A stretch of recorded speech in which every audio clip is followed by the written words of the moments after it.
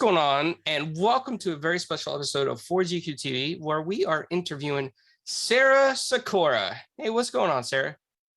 Oh, not too much. Glad to be here. Thank you. And we have a co-host, Paris. What's going on? I hope everybody is doing fine and dandy. Welcome to the show. Welcome, Sara. It's going to be an awesome interview. Thank you for taking some time to spend with us here today. Of course. And we have our other co-host, Paul. What's going on, Paul? Hey, everybody. How's everybody doing? Not much going on. Just having a nice, relaxing week and enjoying the time. Looking forward to this interview. Lots to talk about. Well, Sara, I'm going to go ahead and do the icebreaker question, or actually have Paris do the icebreaker question because he loves this question. So, Paris. Oh, you know, the pizza. Oh, okay. Yes. Yeah. You know, Sara, we've been interviewing, quite a few people across the entertainment industry and asking this one question here. Something about food. And it's basically something to do with pineapples. And we want to know, do you like pineapples on pizza? Yes or no? That would be a hard no. I don't really like pineapples at all. Yes.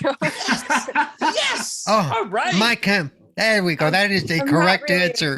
That is Nice. So no pineapples on pizza. That's a definite no. Hard no. Yeah. No. Not past go. Nice. Okay, the interview can continue now. No. Thanks, Paul. So, Sara, I was looking at your IMDb, and it's very impressive. I noticed that you have a lot of experience within cartoons, film, and video games as well. So how did you get started in voice acting and acting? Oh boy. So everyone kind of says, it was my dream. I always wanted to be a voice actor, right? That's kind of the usual spiel. But for me, not the case. I used to be a YouTuber. I used to do those like Let's Plays, and specifically I did a lot of indie games and horror games, and I even did some like unboxing videos for Loot Crate, and that was kind of my thing. And when I would play these indie horror games specifically, there were sometimes like notes scattered throughout the levels, and they didn't have VO on them. They were just notes, and I would read them pretending to do VO. And for some reason, people kept commenting that, you should look into doing voiceover. And people would say they just like listening to me. They would just turn on my videos and just listen to me because it was relaxing, distracting, whatever they needed. So I kept getting these comments over the course of several years. And I was like, I live in Michigan, I'm not in LA. I don't want to be in LA. How would I even do that? I don't know anything about it. I don't know anything. So I was just like, it was in the back of my mind for a while. I think it was when I played The Wolf Among Us that I was like, you know what? Like, this would be fun to try. So I reached out to Adam Harrington, who voices Big B in The Wolf Among Us. And yeah, he just like encouraged me. Obviously I had no training, no equipment, no anything. But he encouraged me to go for it. And I did. And I never stopped. And it's been over 8 years. And I really owe a lot to him, because had I contacted somebody else who would have discouraged me, maybe I wouldn't have done that. But, having that little ounce of encouragement really helped so much for me. So yeah, I was a YouTuber who didn't know they wanted to be a voice actor. I quit YouTube and now I do this. That's awesome. Yeah, that's quite that's an impressive resume. I was just checking it out and things like that. There's a lot of things in here that I definitely so many things that I want to tell you about too that are way cooler, but I can't. It's painful because it's like people look at like the body of work and they're like, what's your favorite titles? And when your favorite titles are things you can't talk about, you're just like, I promise you cooler things on the horizon. But it's painful. It's like the worst feeling, but yeah. You're like TBD, just stay tuned. Don't go nowhere. Right. Bring that same energy when it's releasing. So yeah, it's hard sometimes. That's the worst part, I feel like, other than projection or recasting. I feel like the other hard part is having to hold these secrets that you're so passionate about, you love, and you put so much work into, and holding those for sometimes years, like literal years. There's this project I worked on, it's been a full year now, that it's just like teasing me. It's just like hanging out there in the void. And I'm just like, can we please? And they're like, not yet. And I'm just like, oh, every time it's the worst, but yeah. Mm-hmm. That's how it is. You know, you just gotta wait, and then you're like, oh, you probably sometimes even forget that you even worked on it, right? You're like, Yeah. oh, wow. I don't ever remember how it sounds. So like recently Enchantimals, I worked on Enchantimals with Mattel.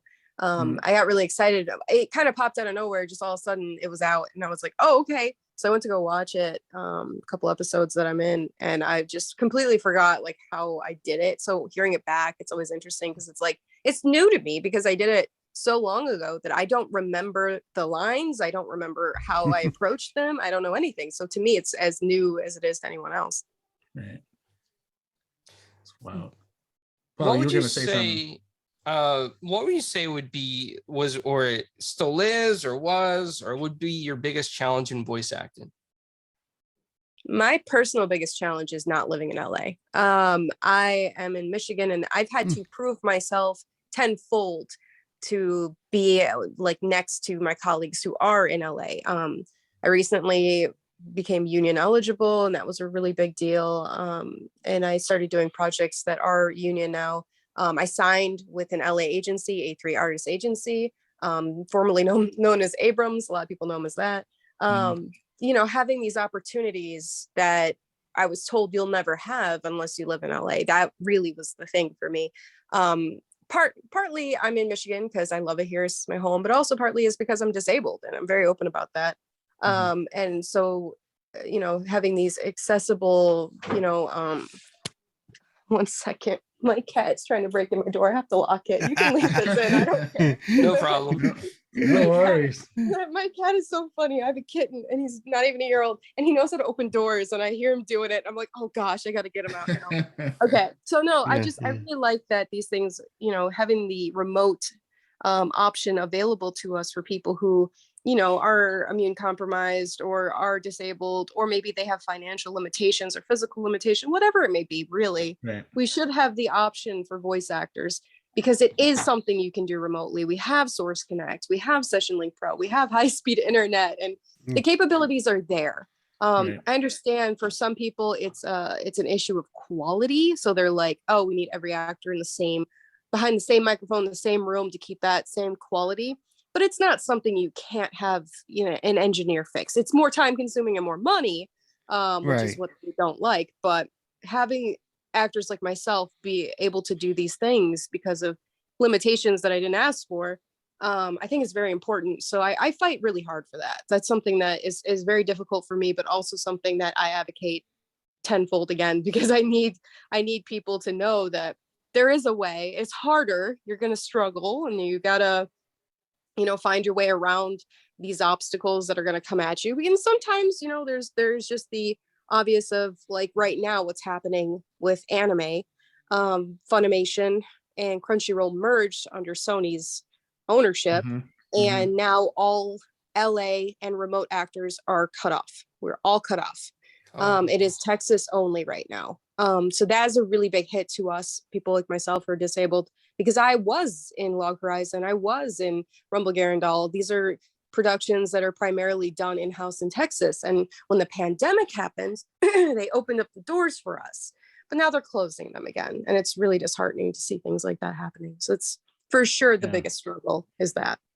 Yeah, that sucks because one thing we've been able to prove, and, you know, Paul, you've been able to, you probably can comment on this also, you know, with some of the things, challenges that you've gone through and stuff like that. But I'm just saying is that the fact that, you know, during COVID, where everybody was at home, like for 2 years, right?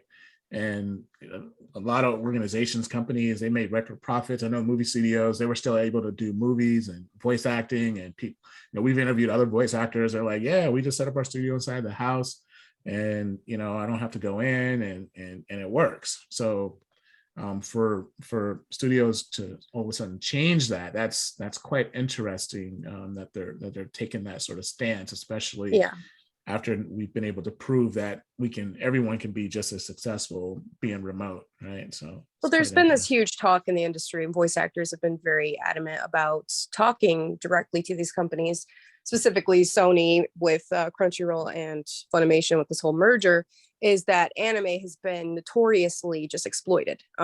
Actors are being paid as low as 35 to 75 an hour, which is just barbaric for the current times we're in. That's no 2-hour minimum. That's no healthcare, no pension, because none of it's really union. There's very few that are union. Usually the union ones are Netflix specific because Netflix has their own union agreement. But the ones that are under Crunchyroll and Funimation generally are non-union, which is fine. I have no issue with non-union. I personally do a ton of non-union. But I just hate that we don't have anything in place to protect actors from strenuous sessions that are really damaging. Like, think Dragon Ball and the people screaming their lungs out. These people, if this stuff isn't unionized, they have no health care, no pension, and they're just destroying their vocal cords and their future potentially. And on top of that, it's just this really low pay. Like, some people hear 35, 75 an hour and they're like, wow, that's so much money.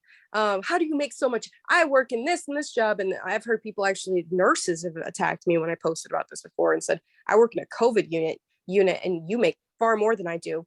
I'm like, you don't understand. We come in for maybe 2 hours a week. So we're paid for 2 hours for that entire week. It's not the same as being an employee 9 to 5. It's not the same thing. So yes, our hours are higher paid, but we have less hours. So it's kind of combating, that and trying to balance it out. But on top of it, I mean, you look at people on screen and athletes and people just making tons of money. Voice actors are not the rich and famous that people think we are. We're not, but we can make a living, and having standardized rates that are fair, not exploitive,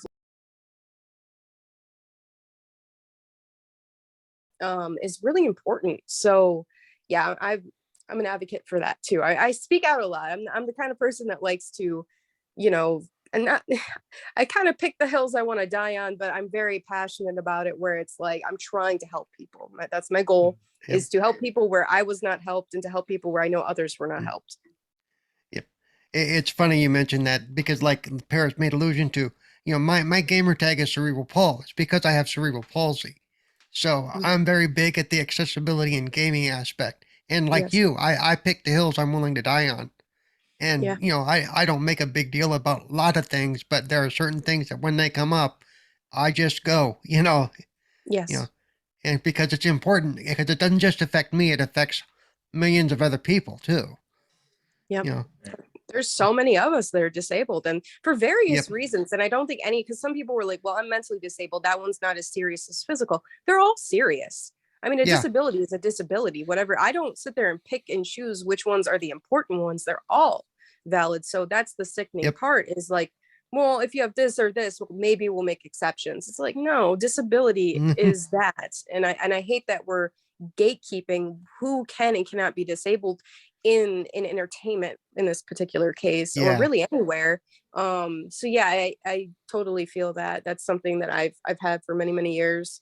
I'm agoraphobic. I'll just say that. So that basically means I'm homebound, because I have severe panic attacks. Like, if I have to go do certain things, like I get debilitating panic attacks. I can't just get on a plane and go to LA and record in studio. I won't be able to function properly. So for me, that I won't even be able to perform. I'll just be a hyperventilating mess in the corner, shaking like a chihuahua. So for me, that's just not possible. COVID kind of made me like that, and it's only recently that I've started to leave the house again. And I had to force myself to do it. No, so that's the thing. It was really interesting when COVID happened, because I was like, wow, the whole world is suddenly agoraphobic. Like, you guys can't go out, and you guys can't experience the things you want to do, and you're limited in what you can do. And it's really, that is what agoraphobia is. It's like house arrest in a way, but COVID really brought that on. So a lot of people, I feel like, I even said that to some people I know, is like, this is going to create so many more agoraphobics, because when the doors open again, people are not going to want to come out sometimes because they're uncomfortable, afraid, worried. Like, this is going to create that. So I totally understand that. And yeah, I've been agoraphobic since I was 14. I'm 32 now. It's been a hell of a ride. But I'm the most extroverted agoraphobic possible, because I really love voiceover. I don't mind performing live. Live direction through my studio is my favorite. I love collaborating with these creatives and working with people who I've played their games, because I'm a huge gamer myself. I know we got some Microsoft people in here. I'm an Xbox through and through. Yeah. The consoles are fine, but Yeah. no, for me, I'm definitely I'm a Microsoft person myself, so Yeah. that's why I'm even more excited about having this talk, because that's my alignment. That's my passion. Nice, nice. Well, I'm glad you're enjoying Xbox and all the Yeah. things that Xbox has to offer. So thank you. Yeah. So Sarah, I just want to say I want to thank you for being honest about that, because I don't think things like that get talked about. They're a lot of Yeah. times publicly they're hushed on the rug, and I think Right. Paul and I, we both have different disabilities. I have a lot of invisible disabilities which affect Yeah. me tremendously. So and I think that voice acting is a great opportunity for disabled people with Yeah. disabilities to be able to do something. So being able to do it from home is very important. And I think Yeah. that we've seen, like Paris alluded to, in this economy with COVID and post-COVID, we've seen a lot of companies encourage work from home or remote work because it's beneficial both to the employee and to the employer. So I hope that Crunchyroll, Funimation, the new Sony merger, however they call themselves now, I hope they change their stance on this, because it would open the doors for many people. Yeah. And I just want to thank you for that. That was very, very important that you said that. Yeah, that's why I Yeah. I'm very open about those things. For a long time I was ashamed, to be like, oh, I'm disabled. I don't want to be known as like the disabled actress for any reason.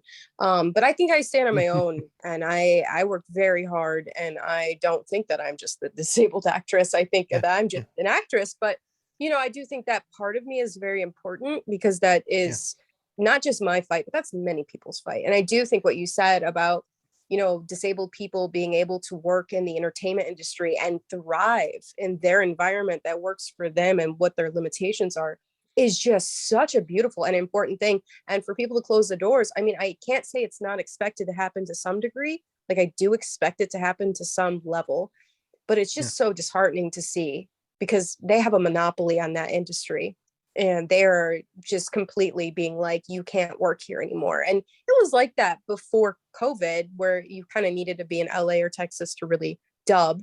But we've proved that you don't need to be. And it hurts to see something like this happen. So I do speak out a lot. I've done a lot of Anime News Network did a whole post on this, and several other places did as well. And I've been speaking out in these interviews and for these articles, and I've been trying to use my voice the best of my ability, because some of these people who are disabled maybe don't have a big platform, or maybe they're afraid because there's potential backlash, right? You could get blacklisted for speaking out.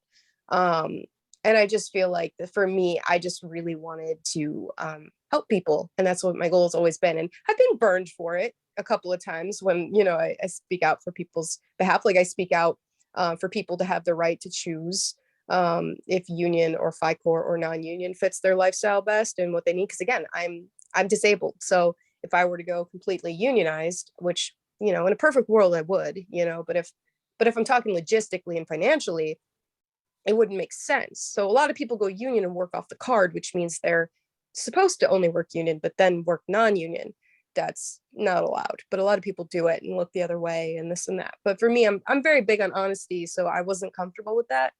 Especially when 90% of my work is non-union. I just don't feel comfortable with that. So I personally made the decision to not do it and to go FICOR, which is a really big decision to make. And it's hard to talk about, because that too has a lot of stigmas in people's judgment, which hurts, because as a disabled actress, that was really the only route that I could do without breaking the rules and without completely ruining my income. And then what else would I do? This is what I've invested nearly a decade into. So, it's a hard topic, and these things need to be talked about, because there's so many stigmas around it. Because, for example, union actors who work on screen going FICOR, you do get blacklisted. You do get, a lot of people have issue with you.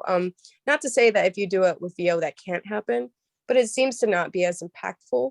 It seems like people who do VO, tons of people working off the card and tons of people going FICOR is kind of normalized in a weird way.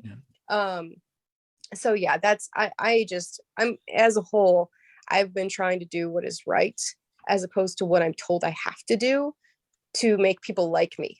I'm Yeah. following the path of logic and taking care of myself, but also helping other people take care of themselves. Because in a world where you feel like you have to conform to something to make people like you and accept you, you get lost in it, and then you hope for the best, and maybe you can't make it a career because you don't have those opportunities available to you. Because to get union jobs, they really have to be available to you, meaning you need to at least have the ability to audition for them. If not get them, you need to at least have the option to audition. If you go union and you have no agent funneling that to you, and you can't network your way into it because it's harder, yeah, it's a dead end in some capacity. You might work once a year, so all these topics, the disability, the union, and all of it is just, it's such an important part to me and my career, is speaking out. And a lot of people are like, you should just be quiet and just, follow the grain and don't put your neck out there. And I'm just like, but that means other people behind me are approaching a closed door. Right. And I want to leave that door open for people who have the determination to go through this career, because boy, it's hard, and you have to really stick with it and really do a lot. For those people who have that in them, and they have the disability or they have the limitations that are not fair to them, that it's like you're dealt a really bad hand from the start. It's already hard to get in, even if you have a great hand, So I'm just trying to help people. And I understand that makes some people dislike me, because I am very open about what I'm doing, but I do it with the best of intentions. And I hope that at least is known.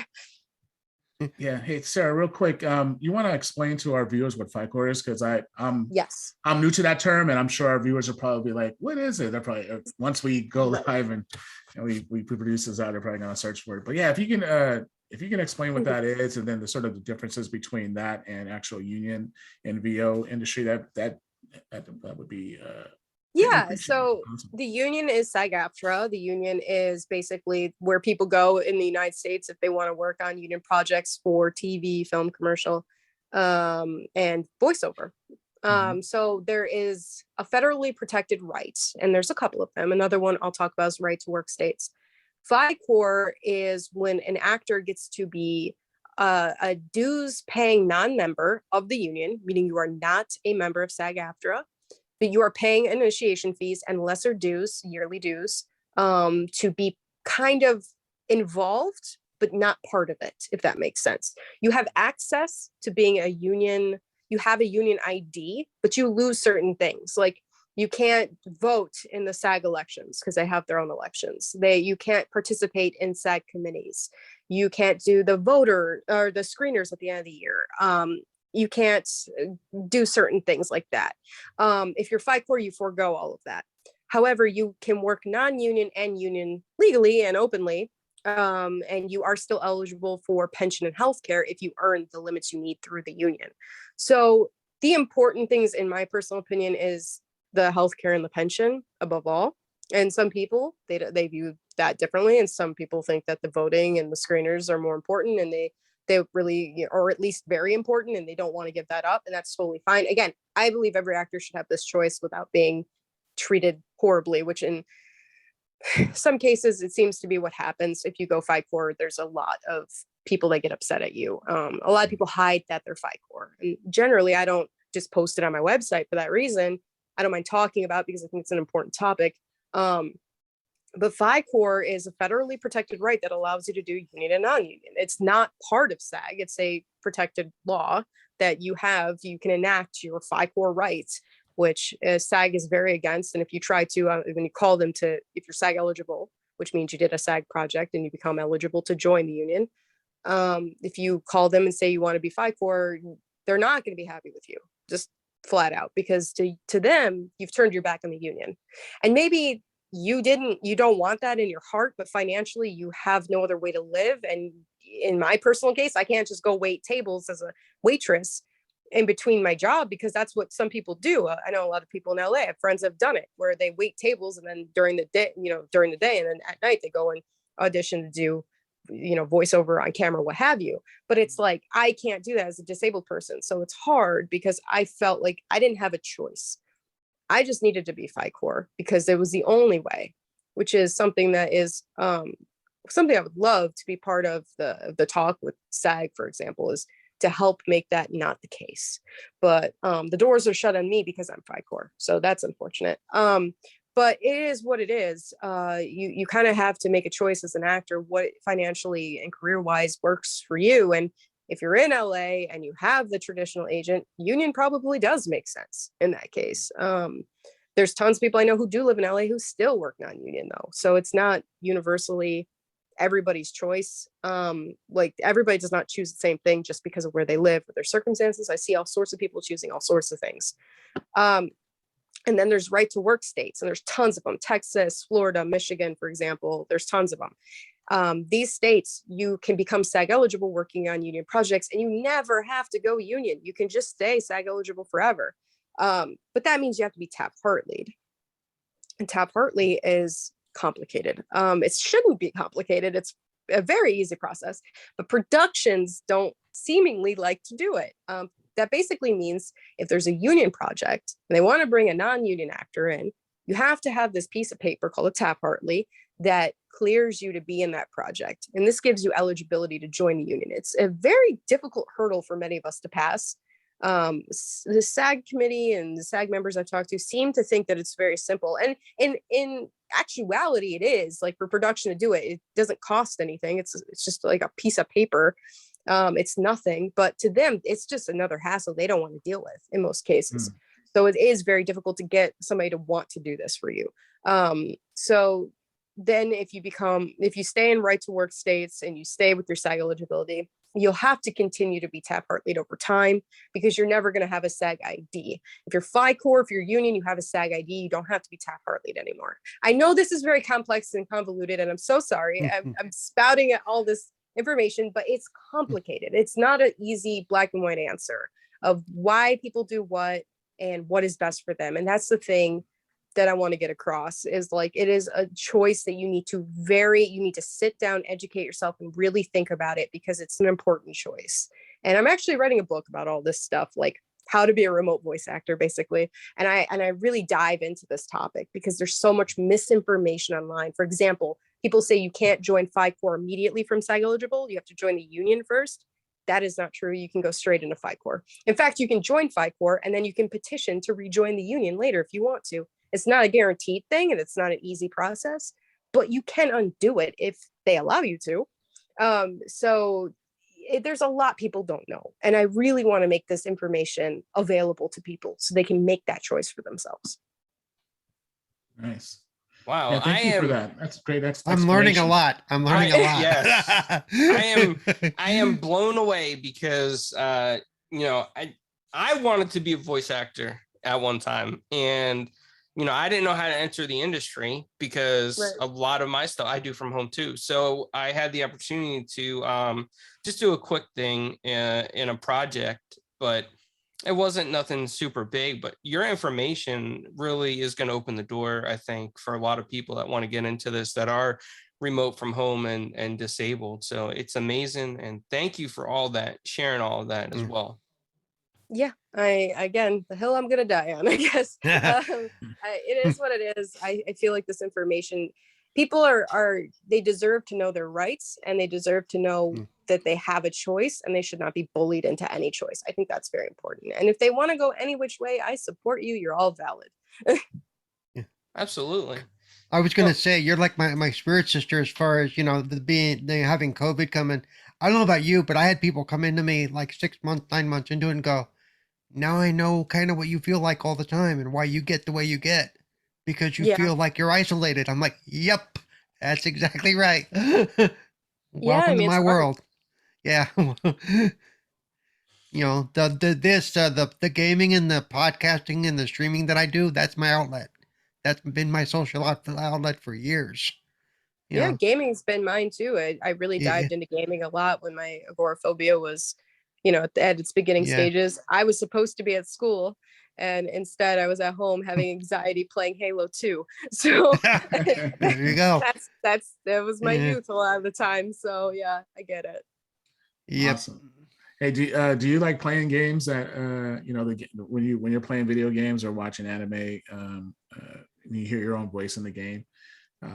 does that sort of like, is it awkward because you know it's gonna come? Like you're you're playing a game and it's like you hear your voice and it's talking to the character and as you're playing.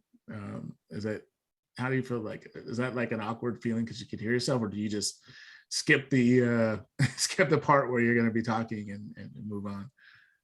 It's a weird feeling because a lot of the time I'm like, damn, I could have done that better, you know, because some of the stuff you do like 2-3 years ago and you're like, oh, I could now with all this context, seeing all of the environmentals and all the visuals, everything, I could change this. But yeah, I think for me, the hardest thing is wanting to do better, which is fine. I think I'm in the pursuit of always learning. I don't think just because I've done this for over 8 years that I'm done with education and training and learning and just being better and improving all around. I feel like there's always room for that. I always try to tell people who are new and want to get into the industry, they seem to want to, you know, take a couple classes and be like, I did it, I'm done. Now where's the job? Where's the money? What do I do next? And it's like, well, I don't think you ever stop learning. And I think that's very important to know, because if you think you did a couple months of training and now you know everything, you're shutting yourself off to potentially actually being better. Because that's, you know, this is a competitive industry. You audition and maybe one character is available and maybe like 300 people audition, you never know. So you have to stand out. And if you want to stand out, you need to be the best for that particular character. And I don't like to view it as your actors or your competition, even though if we're talking about, you know, the actuality, I guess that is how it is. I view it as I need to be competitive against myself. Like, am I putting my best into this? Am I really taking the time to understand what these people wrote down in the audition breakdown? And am I really applying my best, or am I just kind of like getting through it to just get through this audition? Like, am I doing my best? Because if I just kind of rush through my auditions and don't really apply myself, I'm probably not going to book it, because there's people that really want this. And I need to show that I also really want this. And that's really important, is just keeping yourself motivated and doing your best every time. Nice. Have you ever thought about doing any like Amazon book reading recordings, like where you're like reading a book and doing audiobooks for those? Yeah, audiobooks. I have done a couple I've dabbled in it, but like for me, video games, animation, commercial, that's really where I focus. Those are my big things. Okay. Yeah. Cool. Now, so looking at all the past stuff that you've been in, because I know you can't talk about future stuff, but all the past stuff you've been in, do you have any games that you really liked being a part of, or that you really enjoyed playing the character related to? Or just anything. What was that? Oh, sorry. So if we're talking specifically video games, there's a lot that are important, and they still kind of like, I don't know, there's like a really big sense of pride attached to everything that happened with them. I think one in that comes to mind strongly right now, and I could change my answer every day, you know, but right now I'm thinking Chernobylite, because that game, I really wanted to be part of this game. I reached out to those devs, I think on and off over the course of like maybe a year or two. And I really wanted to be part of this amazing horror kind of like shooter, and there's like crafting elements. There's just so much stuff. And I could just tell it was special from the get-go. And for me, I wanted to be part of it, but I never knew the characters, like who they were or what they would even send to me. And after so much bugging them, they finally were like, okay, we'll send you an audition. And they did. And it was right at the like beginning of the pandemic, from what I remember. And they were like, well, we were going to record in-house, but now the pandemic happened, so we need to go with remote. So they gave me a chance, and it was a grueling wait when you have to like send in an audition and then wait, and you're like, did I get it? And you don't want to bug them, but you're like, I'm just going to wait and see.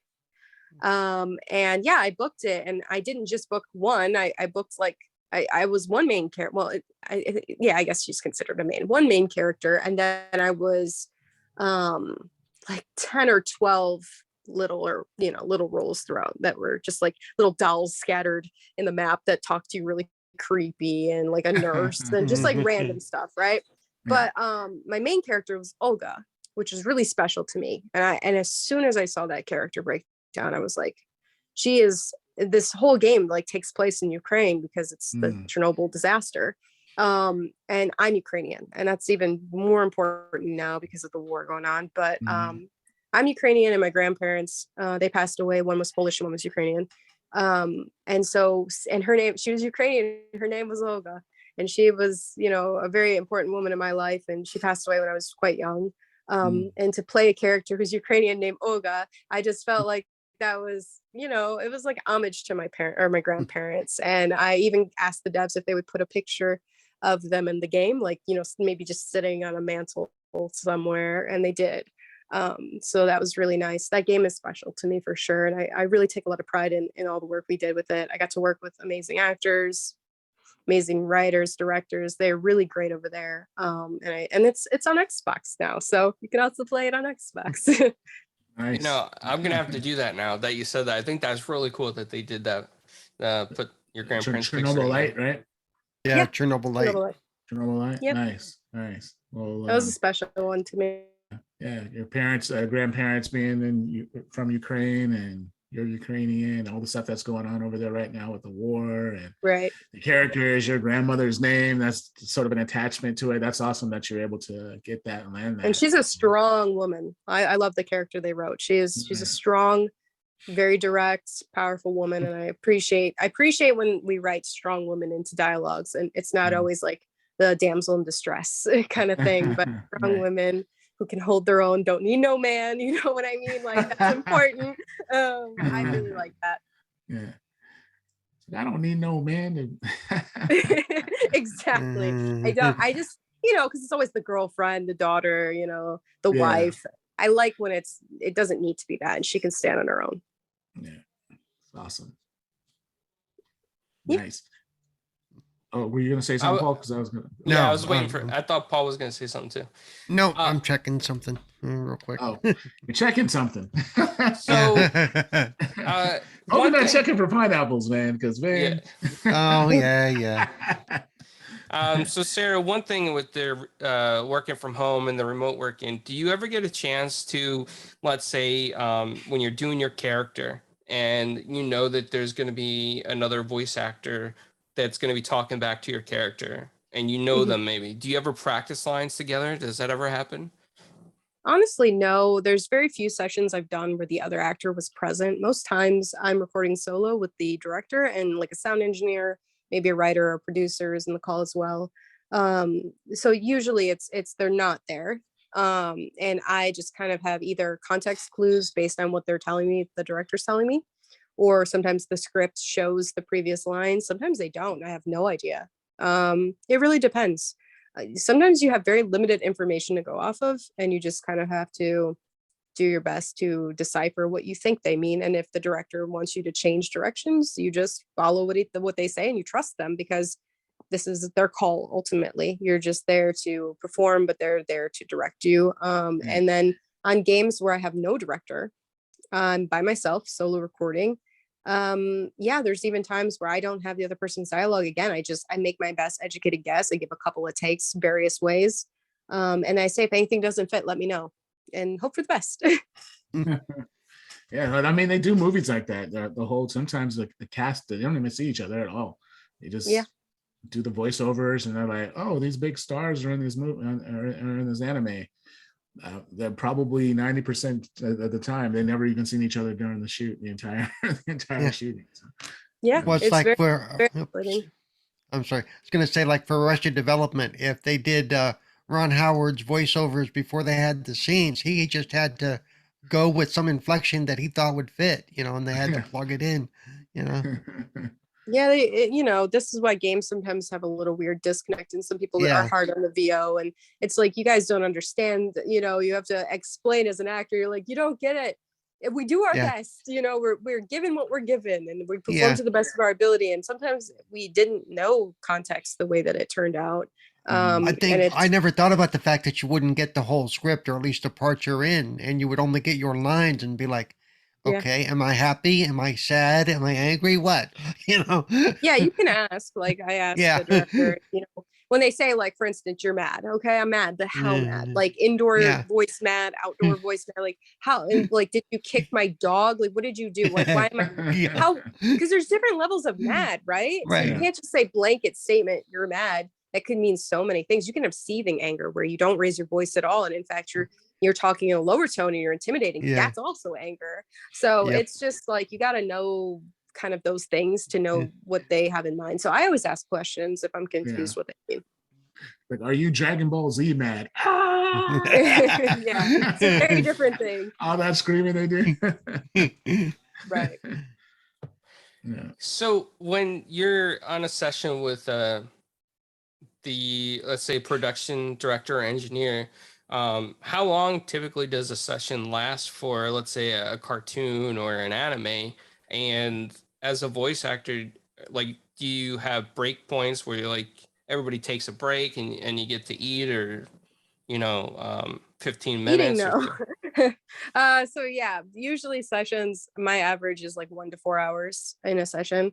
You don't want to go beyond that because you start to like kind of mess up your voice. So 1 to 4 should be the ideal. It could be even less than that. I've had like, I come in for a dubbing session for something, it's like 20 minutes, you're in, you're out. You're paid for the hour, but you just come in to do your job and you leave. And for me, it's different experiences, but in most cases, if we take a break, it's like a 5 to 10 minute break. And it might be enough to go to the bathroom, grab water, but not eat. Because eating would create issues. You can have congestion in your throat that way. You don't want to do that. So there's a lot of sessions I've done where I'm starving and I'm like door dashing food to come right at the end of my session because I'm starving. But I have to just hold out and wait. But yeah, like the union, I did a recent union project that every hour we took a 10-minute break. And if we didn't take that 10-minute break, we had to ask everybody in the call if they all were okay with that, and we could just continue on. So that was really nice. I like when they ask. I like when I have the option. I don't like when I necessarily have to, because sometimes I'm in the groove, right? And so we have this momentum going and I just want to keep going in the lines, and to have to take myself out for 10, 15 minutes and then come back it kind of disorients that a little bit. So for me, breaks can be positives, but they also can be negatives if we're in the zone. I don't want to break that. Nice. Yeah, because you're on a roll. Everything's flowing. Everything's going as planned. You don't want to like, time out, we gotta go eat. Yeah, you kind of fall out of character and you have to come back in later, and you kind of, I don't like doing that if we don't have to, or if we finish the script and we're going to go to a new section, that's fine. But if we're like in the same scene, I would rather just finish that. Yeah. Have you thought about doing any on-screen acting? If I wasn't, disabled, it's always something that's on my mind. My Detroit agent, because I live in Detroit, Michigan, they send me stuff for like on-screen commercials sometimes, and I'm always like, it'd be interesting, but I just don't think I'm in the right place to be able to do something like that currently. I'm also very happy with VO. Like I really feel fulfilled, and I continually get to work on projects that I'm just like, I get to work on a project this week. I believe we're doing it this week, that I'm just so excited about. It's all I can think about. And I just like, that's enough for me. I guess I'm not really like, I don't feel like I'm missing anything. It's awesome. Yeah. You're pretty much content on the, yeah. That's good. That's good. You're going through, various projects, and the work is coming, and you're doing a great job, and you're fighting for the rights of people. So everything's on the up and up, right? So I think awesome. So. I coach with Jennifer Hale has a platform called Skills Hub, and working with Jennifer Hale, by the way, one of my biggest dreams. She's literally Commander Shepard, so that's awesome. Oh, yes.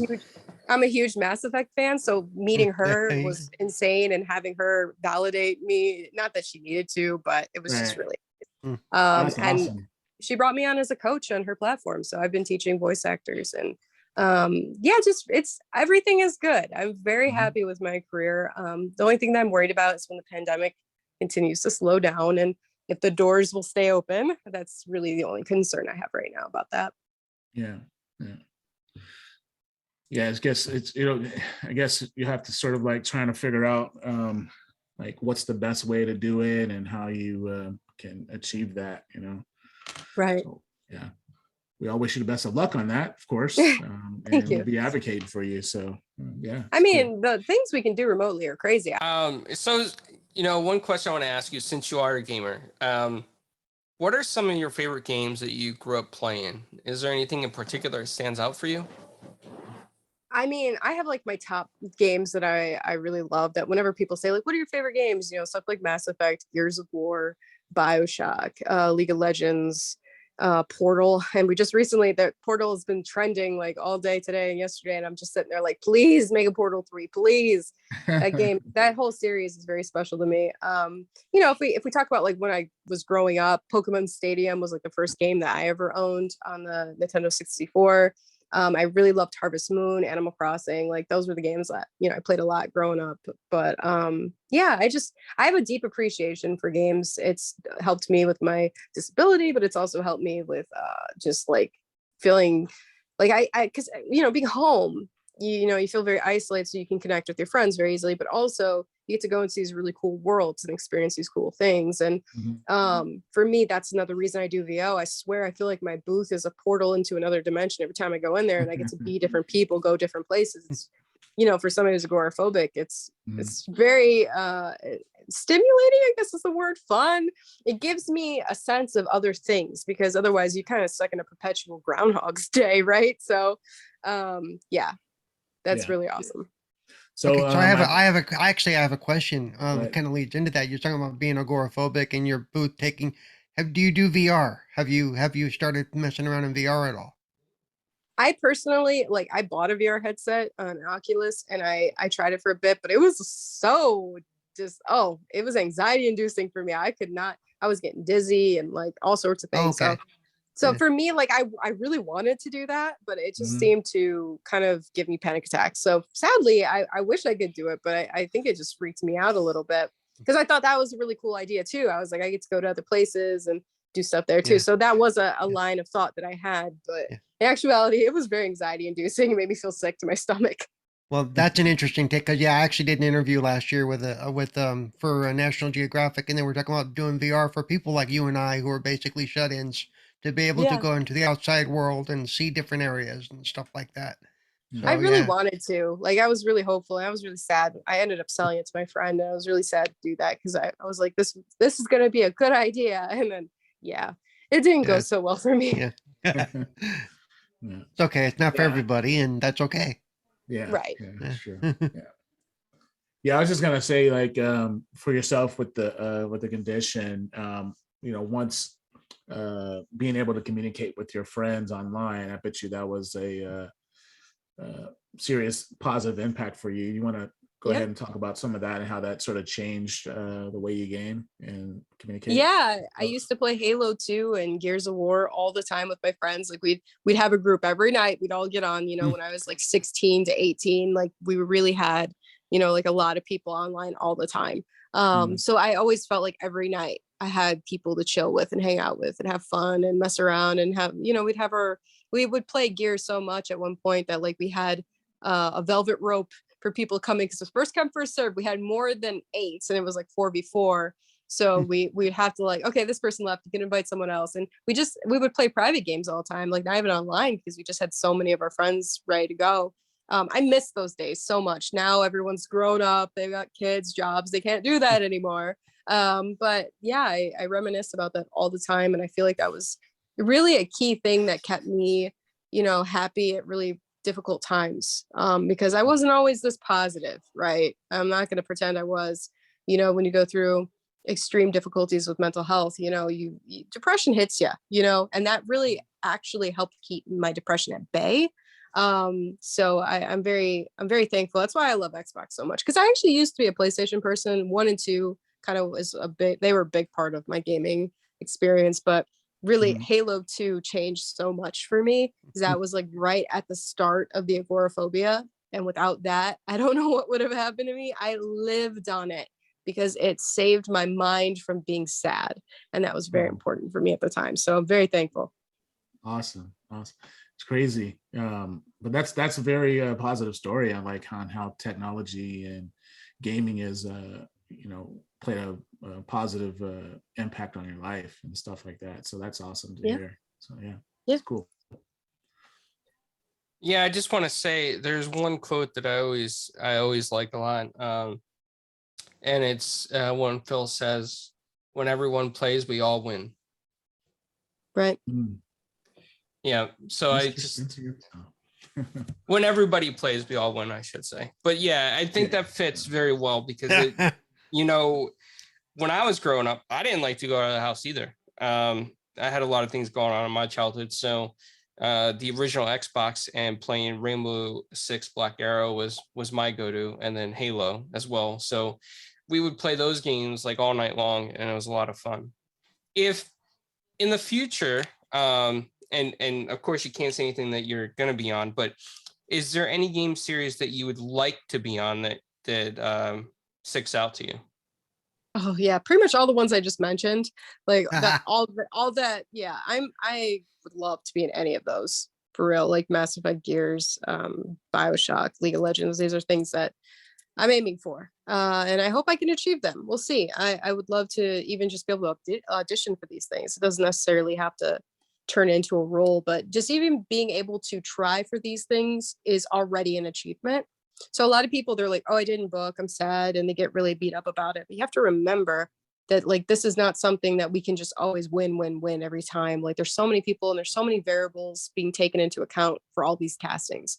Just being in a place to audition for a game like any of those is already something that like is a step up in the right direction. You're in the like the cone of possibility, you know what I mean? Where before, if you're not even auditioning, well, you're not even going to have a chance. So to have a chance is really important. And I think some people get hung up on, I didn't book it, but it's, were you given an opportunity to even try for something that you really want to do? That's something important to you, that maybe is a dream of yours, because it's hard. Like I recently have auditioned a few times for a couple projects that are also dream come trues. I didn't get them, but I'm in their circle now. So they are sending me auditions when they think something suits me. And to even have that opportunity is super awesome. And I'm really thankful for that. I always tell them thank you. When they say, oh, sorry, you didn't get it, I'm like, oh, that's totally fine. I understand. Thank you. If there's anything else that becomes available that you think I'd be a good fit for, I'd love to try for it. Like, it's not a negative. You know, I can't expect everything I try for to be given it. That's weird entitlement. That just doesn't work. So yeah, no, you gotta keep yourself in check and reframe your mind into a positive way where it's not, oh, I failed that audition. It's, I wasn't right for that one, but maybe the next one, you know? Yeah, there's a lot of content out being released, right? And there's a lot of, you know, future projects all over. So it's just like continuous content, continuous shows, games, all that stuff is just going to continue to drop. And, you know, there's going to be opportunities for folks in the industry. You just got to go out there and get it. And if you don't, you know, maybe you can get the next one or the next one after that. Just keep trying. So yeah, sure. Yeah. Yep. And you also hear so many actors who say, well, so-and-so, how'd I get that part? Well, so-and-so saw an audition I did for this other part, and they thought, hey, he'd be great for that part. So, you know, like you said, even if you don't get the part you were trying for, it opens doors. Yeah. That is actually a really good point that I try to bring home for some people is like, I've recently auditioned for something on a dream project, and the person wrote me back and said, you're not right for this role. Obviously, we both kind of know it. It's totally fine. But this gives me a great look at your ability to do these emotions and how to act. And she's like, this is something that I'm going to hold on to. So when I do find something that fits you, I can use this as a way to like find where you fit, because that's what it's about. Them getting to know you, them hearing you in action, them giving you a task and seeing how you take that direction. And if you take that direction really well, but you're not the right voice type for it, that's a really good look for you regardless. And that'll keep them interested. But if you're just beating yourself up, because I knew the minute I got that audition, that ain't for me. I don't sound like, you know, an older person, and the voice was very textured and older. So I was like, immediately, this is not for me, but I still did my best because I wanted to show them that I will still try. I will take your direction. I will do the best of my ability. And I can deliver a grounded, natural performance, even if it isn't the right tonality that you're looking for as far as like voice quality.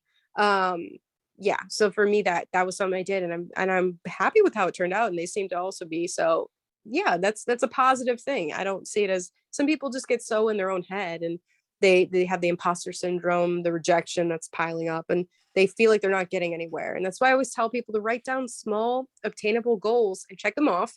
And when you start to doubt yourself, which you inevitably will, look at those goals that you've accomplished. And remember, you are making progress. It might not be blaring, but it's there. Yeah, that's amazing. Sarah, I just, I really want to thank you for coming on and talking about all this stuff, all this important stuff that you have. I actually can't thank you enough, because this is a lot of important information for people out there that don't know anything about this industry. And you've been in it 8 years. Which is amazing, and that you're continuing to grow within the industry and all that you do. So you're an inspiration to many people. I just want to let you know that. I don't know. I try. It's weird, if somebody calls you an inspiration, you're always like, oh, how do I take that? Like, Yeah. I appreciate it. I really do my best for, the sake of myself, but also others. Because like I said, I really do believe that I need to leave that door open behind me. And I think a lot of people want to, shut it off, and they don't want people to have an in. I've heard people say that, even where they say, they don't want more people in the industry because it'll create more competition. I don't view it that way. And I think that's important. Absolutely. Well, I want to thank you for coming on for the hour with us. And I want to ask you, where can people find you? If you want to just learn about me and what I do, I guess sarasecora.com. If you want to follow me on Twitter, I'm very active on Twitter, and that's at Sara Secora VO. I also do some casting stuff on there from time to time. So for voice actors that have the equipment and the training, I'm always welcoming people, even if they don't have the credits yet. I just would like to work with people there. And yeah, I guess on my Twitter, there's like a link tree. That's probably the best. Go to my Twitter, find the link tree that's, in the top by the bio, and that probably has everything. You just got a new follower, because I just followed you. So Yeah. hey. Awesome. Thank you. Well, to everybody watching, thank you for spending your time with us and learning about Sarah, and check her out. We'll also post our links down below as well. And you can always find us on 4GQ TV. So thank you very much. Peace. Bye, everybody.